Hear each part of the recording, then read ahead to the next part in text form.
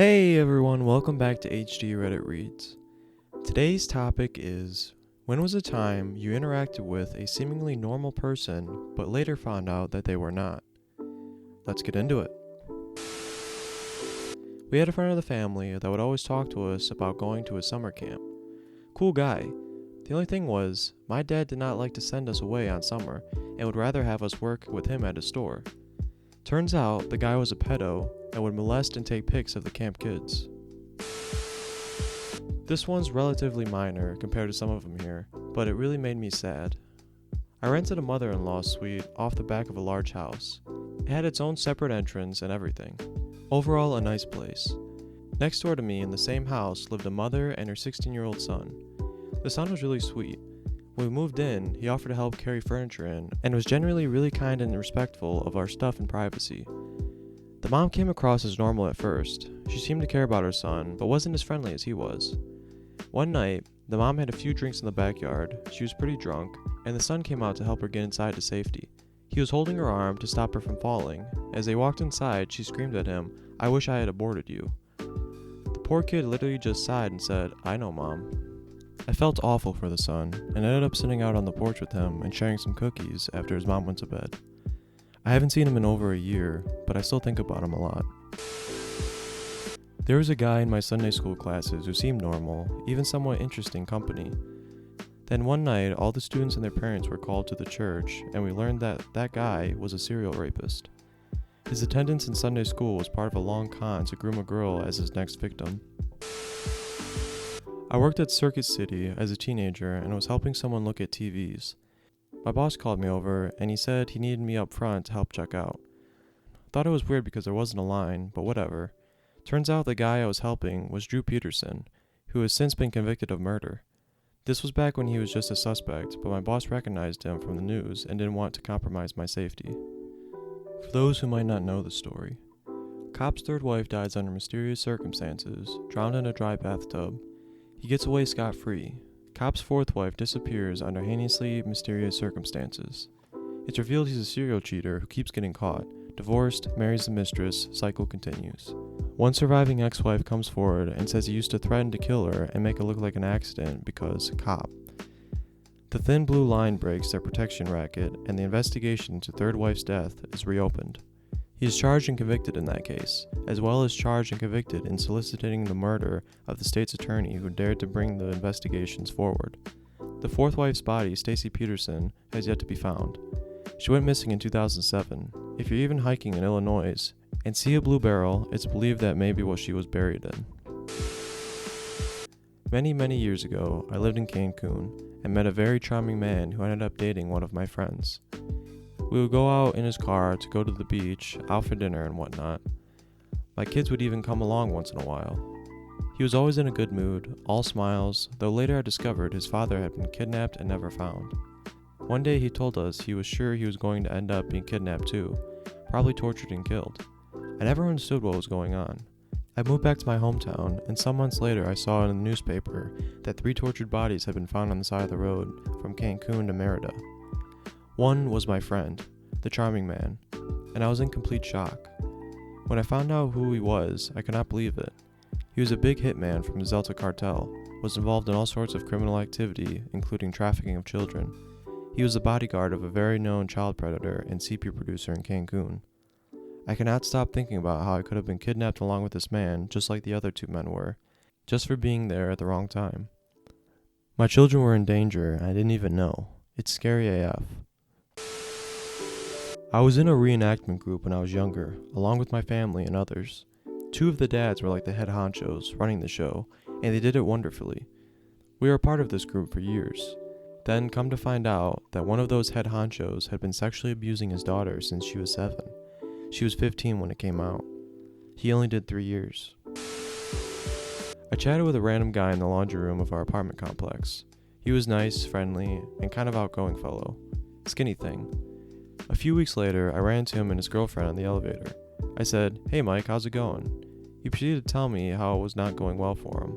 He'd been evicted from our apartment complex because he had like 8 people living with him.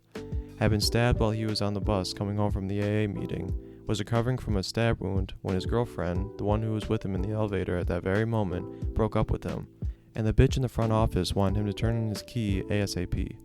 I was just kinda like, cool, well, see you around. Worked with a woman for 2 years at a child-related business. Perfectly normal mother type with multiple children. While we worked together, she was on vacation, took her youngest child, 2-year-old, out on a hike and stabbed him in the chest with a chef's knife. She then called 911 and frantically reported that they had been mugged. The police knew something was up because she also said nothing had been taken. Child miraculously survived, and it came out later that an affair she has been having had been exposed that night before the stabbing. Turns out the child was a product of the affair. Talk about misplaced blame. Edit. I should have added she was convicted, spent 10 years in prison, no parole, and was released after the full 10. She has since passed away within a year of her release. I don't know her cause of death. Back in the late 90s, I had a friend from work whose brother hung out with us a few times when we go out. He seemed normal. A few years later, he allegedly, his family maintains he's innocent, set off a couple of bombs at the biotech companies as a part of some extreme animal rights group he'd gotten mixed up with. He managed to evade the FBI and disappear. It being shortly after 9/11, the FBI put him in their top 10 for a while, and America's Most Wanted did a profile on him. As far as I know, he's never been caught. I've seen his picture a couple of times in movies when a cop is searching a database of suspects, and it's always a weird blast from the past moment. Met a random elder gentleman while walking back to my car after a night out. The guy was dressed in khakis and a college sweatshirt and looked harmless. He asked for a few bucks and informed me that he was new to the area and down on his luck. Turned out that Illinois' Department of Corrections had given him a one-way bus ticket to Atlanta. He had just finished a 20-plus year sentence for murdering his ex-wife and her lover. He was trying to reconnect with his daughter, who he hadn't seen since she was a little kid. Knew a kid in high school who was nice to me, and so I would hang out with him from time to time.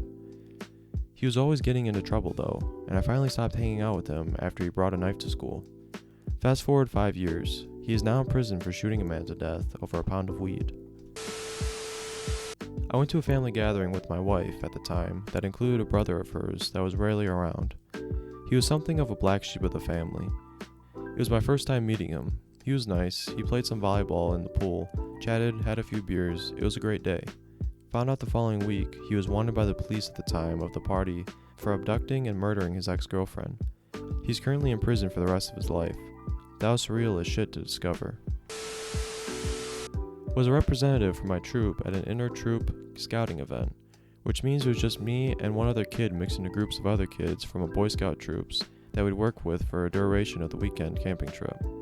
When the groups were split up, I ended up in a different group from the other scout, so it was time to be acquainted with the kids who'd be my friends for the weekend.